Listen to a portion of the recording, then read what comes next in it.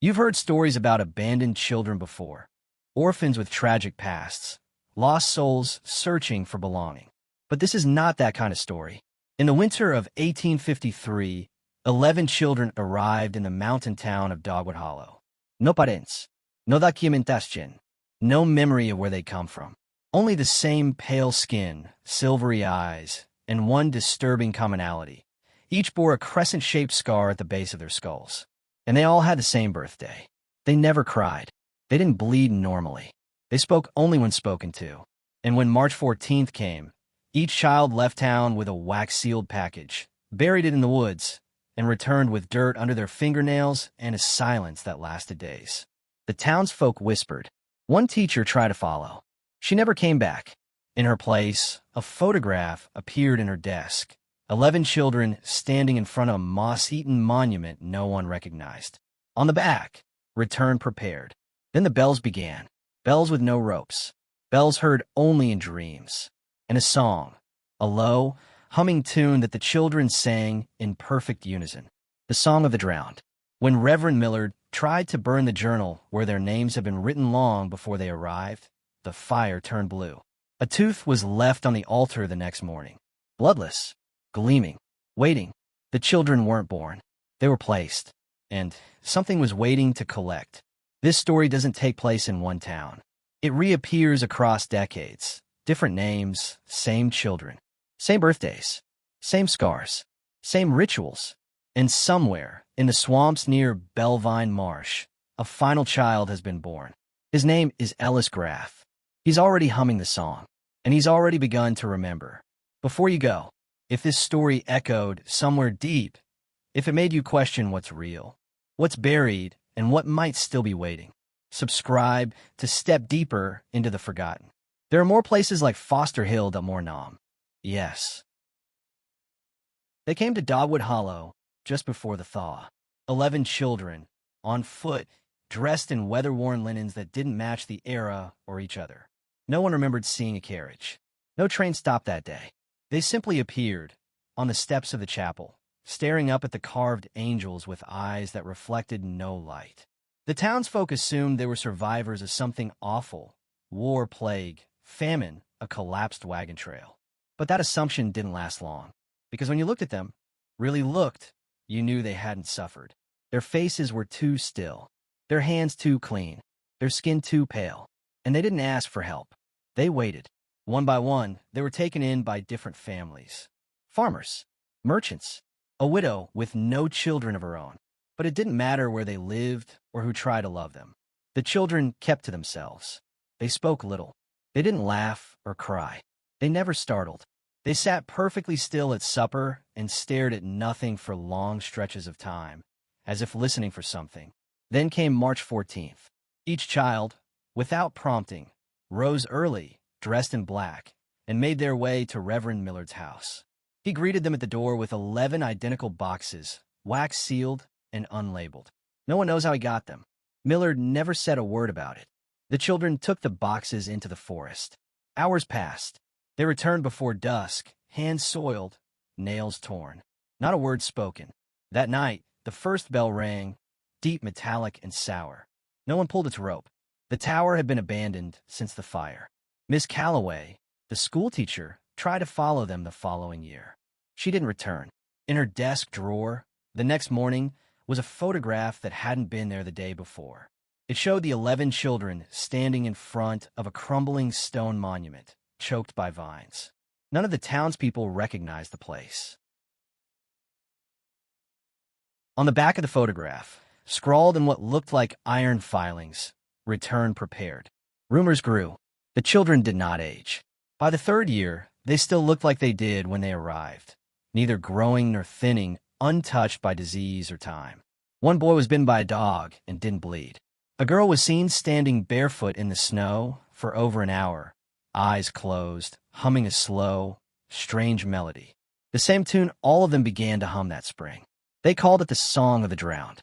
The Reverend kept his silence until the bells rang a second time, louder this time, shaking the floorboards and cracking the stained glass windows of the chapel. That night, Millard burst into the church during supper, clutching a weathered book bound in waxed leather and sealed with iron clasps. Their names, he said. All of them. Their birthdays. The scar. No one knew what he meant until he opened the book. Inside were names, 11 in all, each child's full name, written in an ink that shimmered like salt in candlelight. But the book was old, older than the town. The final page read, "They return by seed, by bell, by scar. When 11 wake, the 12th shall stir. Return prepared." Miller tried to burn the book that night, but when he lit the match, the flame turned blue and refused to catch. The journal hissed, and the air turned cold enough to frost the windows. In the morning, the chapel was ash. The reverend was gone, and on the altar sat a tooth. Small, human, bloodless. The children vanished that same week. No one saw them leave. Their beds were undisturbed, their clothes still hanging. Each family woke to find a box on their doorstep, sealed with wax, marked with an unfamiliar crest, a closed eye over a bell. The town fell silent for a long time. They stopped asking questions, stopped marking March 14th on the calendar. When strangers came and asked about the orphans, no one answered. Some said it was fever dreams. Others said it never happened. But those who lived through it remember. They remember the scar at the base of the neck, always the same place. They remember the eyes, too pale to belong to children. And they remember the way the bell rang, even in their dreams, long after the tower was gone. In the end, Dogwood Hollow did what many towns do when something too large for memory slithers into the past. It buried the story, but stories like this don't stay buried. They return, always. 70 years later, it happened again. Not in a chapel, not in the woods, but in the red-bricked halls of Wakefield Orphanage, an aging estate on the edge of Massachusetts, surrounded by iron gates and overgrown hedges that curled like sleeping fingers. In 1921, Headmistress Eunice Bell received a telegram. Shipment arriving Tuesday. 11. All cleared. Your discretion is expected. She assumed it meant supplies. But on that gray morning, a coal train pulled to an unscheduled stop at Wakefield's Crossing. No conductor, no crew, just a rusted freight car filled with 11 children, sitting in a line, silent, untouched by soot or fear. They bore no tags, no papers, only the same cold skin, same gray eyes. And again, the scar, each one crescent-shaped at the base of the neck, as if something had been taken or placed. Eunice took them in. What else could she do? But she soon regretted it. The children didn't sleep.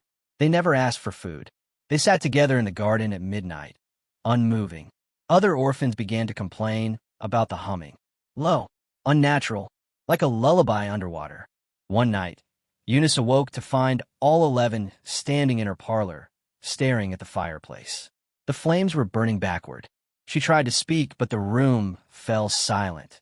So complete it pressed against her chest like drowning.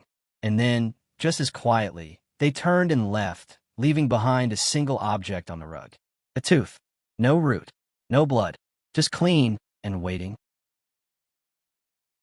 She locked her doors after that, but it didn't matter, because the next day, one of the housemaids, Clara, found a page tucked into her apron pocket.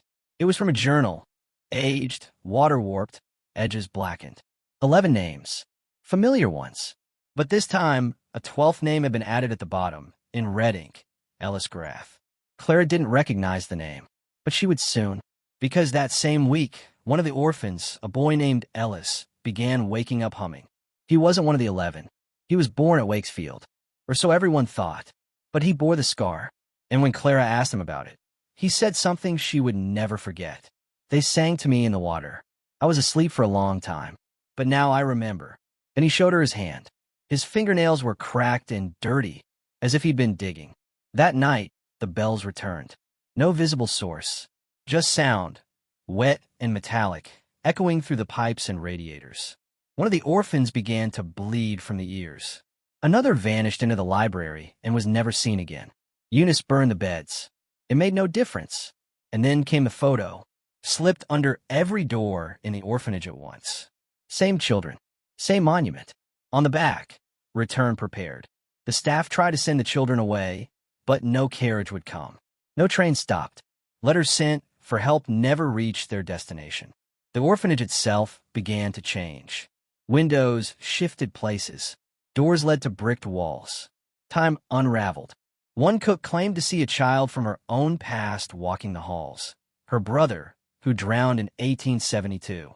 Then, on March 14th, the children disappeared again. But this time, they didn't all go. Ellis remained. In the ashes of the abandoned chapel out back, they found him kneeling, holding something in his lap. The journal, open to a page that simply read, "The 12th is the key. When memory is full, the gate will open." Ellis looked up and asked, "Did you hear it too?" No one answered. The next day, the entire staff resigned. Wakefield was shut down. The estate left to rot. But some say Ellis still lives there. That if you stand by the iron gates on a cold morning, you can hear him humming beneath the earth. Waiting, remembering. Bellevine Marsh is the kind of place locals don't name on maps. It isn't hidden, just ignored. A wide stretch of bog and bone-colored trees in southern Georgia, thick with mist and the smell of rotting sweetness. Hunters avoid it. Hikers disappear in it. And those who grew up near its edge remember one rule above all. Don't follow the humming. In the summer of 1992, a boy named Ellis Grath returned there. Not by choice. He was adopted by the Grath family, Miriam and Lester, after being found on the steps of an Atlanta courthouse with no records and no past. Just a note pinned to his shirt that said, "He belongs to the song." He was 7 when the dreams began. He would wake screaming with mud under his fingernails. He drew pictures he couldn't explain. Monuments overgrown with vines, children standing in a circle, and a white door sinking into the marsh. But the worst part? His teeth. They began falling out. Not like a normal child's. Not loose. Not bloody.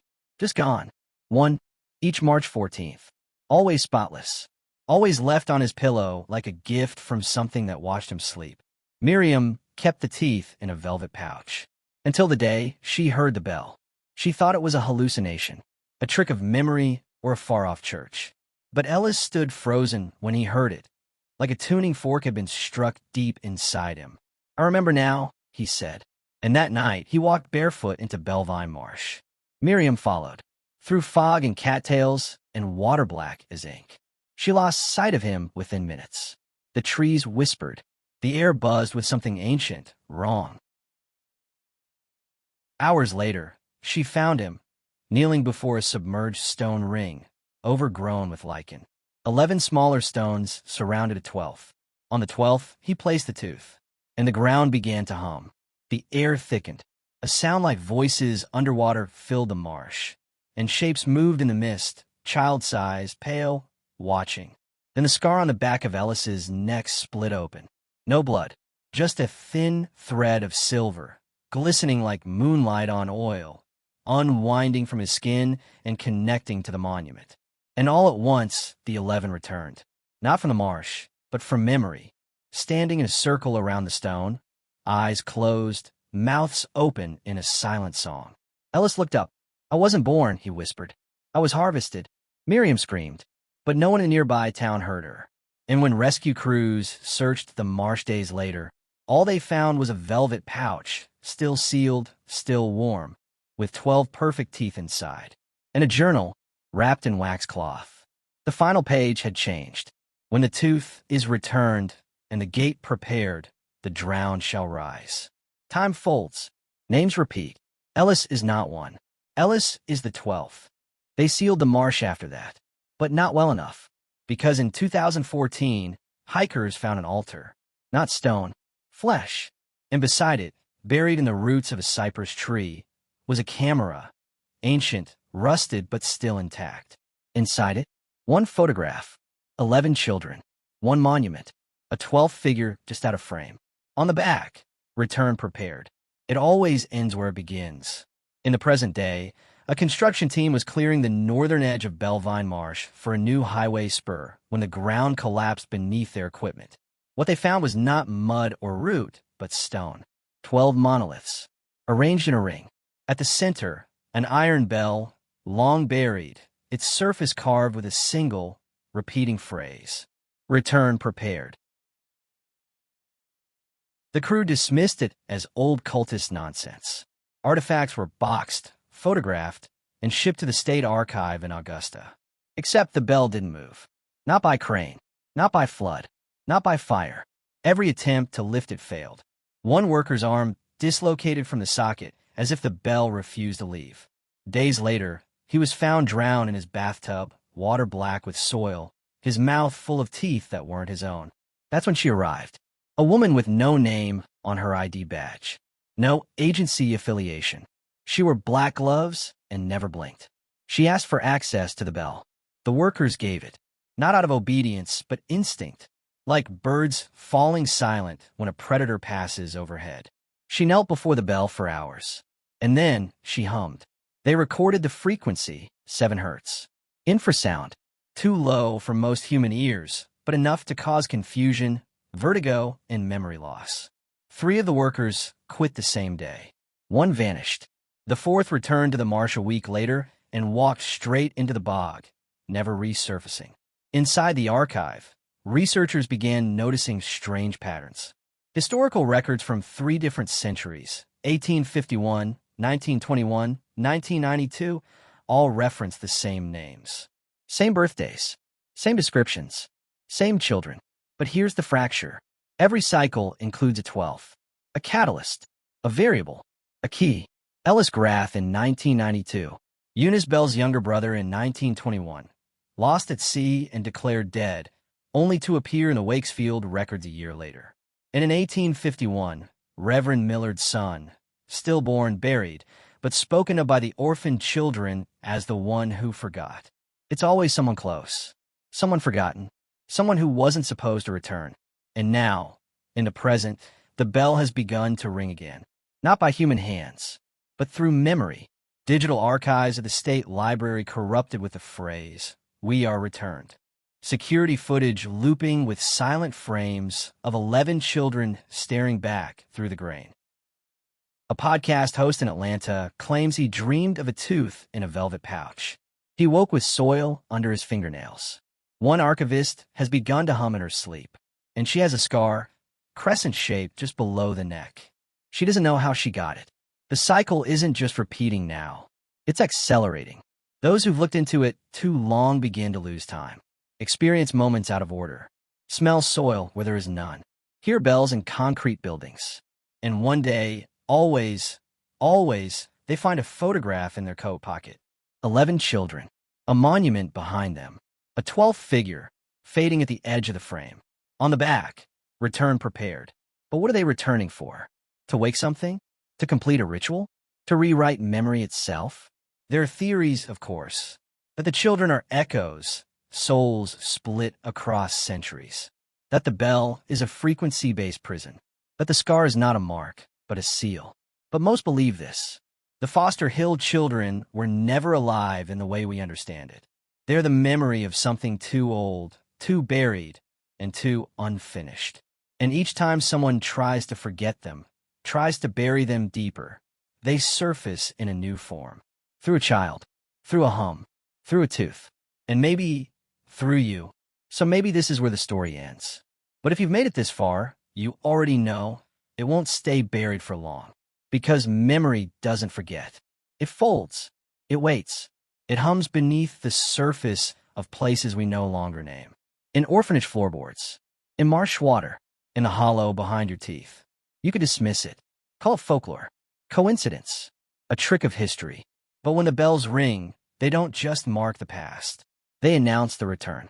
So if, tonight, as you drift asleep, you hear something faint, a melody beneath the silence, don't follow it. Don't hum along. Don't check your neck for the scar. And whatever you do, don't answer the door if no one knocks.